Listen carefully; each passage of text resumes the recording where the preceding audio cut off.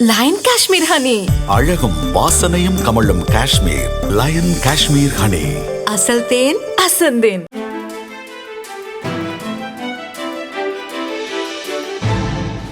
தட்டை, சீடை, முறுக்கு, ரிப்பன் போகடா, அதிரசம் என்ன வேணாலும் செய்யுங்க. ஒரே ஒரு 5 லிட்டர் இதய மந்த்ரா கடல் எண்ணெய் பேக் ஒரு மாசம் முழுசுக்கும் அத்தனை சமையல் முடிச்சு விடலாம். இதய மந்த்ரா. நாட்டில் எமர்ஜென்சி பிரகடனப்படுத்தப்பட்டு 50 ஆண்டுகள் ஆகிறது.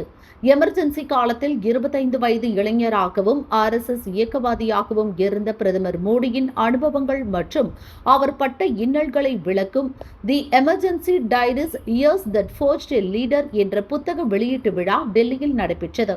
நிகழ்ச்சியில் அமித்ஷா உரையாற்றினார்.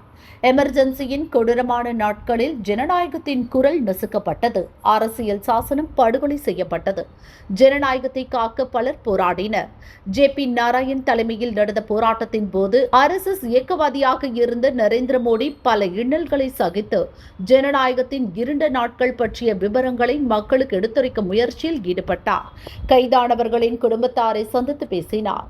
அரசின் ஒடுக்குமுறைக்கு ஆளாக்கி துயரப்பட்டவர்களை சந்தித்து அவர்களின் குறைகளை கேட்டறிந்தார். பல்வேறு மாறுவேடம் அணிந்து மறைவு வாழ்க்கை வாழ்ந்து நாட்டின் உண்மை நிலவரத்தை நாட்டு மக்களுக்கும் இளைஞர்களுக்கும் கொண்டு செல்லும் பணியில் ஈடுபட்டார். ஊதுபத்தி விற்பவர், சாமியார், கூலி தொழிலாளி, பேப்பர் விநியோகிக்கும் நபர் என பல வேடங்களில் எமர்ஜென்சிக்கு எதிராக செயல்களில் ஈடுபட்டார். எமர்ஜென்சியை அமல்படுத்திய அன்றைய அரசு அம்பேத்கர் எழுதிய அரசியல் சாசனத்தின் மீதும் போர் தொடுத்தது. ரேடியோ, பத்திரிகைகள் என அனைத்திற்கும் தடை விதிக்கப்பட்டது. நீதிமன்றங்களுக்கான அதிகாரங்களும் பறிக்கப்பட்டன. எமர்ஜென்சியை எதிர்த்த பல தலைவர்கள் கைது செய்யப்பட்டனர். 50 ஆண்டுகளுக்கு முன் சர்வாதிகார முறையை எதிர்த்த 25 வயது இளைஞர்தான் 2014 ஜனநாயகத்தை வலுப்படுத்தும் வகையில் பிரதமர் பொறுப்பேற்றார். இன்று உலக அரங்கில் இந்தியாவை மிக சிறப்பாக வழிநடத்தும் பிரதமர் மோடி தலைமையிலான அரசு மக்கள் நலனில் அக்கறையுடன் செயல்படுகிறது என அமித்ஷா கூறினார். और आज देखिए, विधाता भी जब न्याय करता है तो किस तरह से करता है. जिस 25 साल के युवा ने उस वक्त कांग्रेस पार्टी की प्रधानमंत्री इंदिरा गांधी के तानाशाही विचारों का विरोध किया,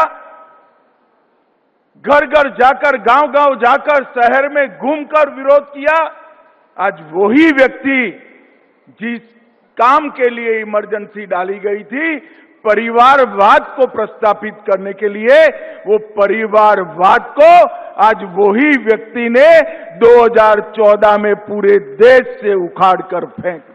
குடும்ப அரசியலை நிலைநாட்டவும் அதற்கு வலிமை சேர்க்கவும் அப்போதைய பிரதமர் இந்திரா எமர்ஜென்சியை அமல்படுத்தினார். அப்போது 25 வயது இளைஞராக இருந்த மோடி எமர்ஜென்சியை எதிர்த்து பல வகைகளில் போராடினார். இன்று அதே மோடி 2014 நாட்டின் பிரதமராகி குடும்ப அரசியல் முறையை வேரோடு அகற்றியுள்ளார்.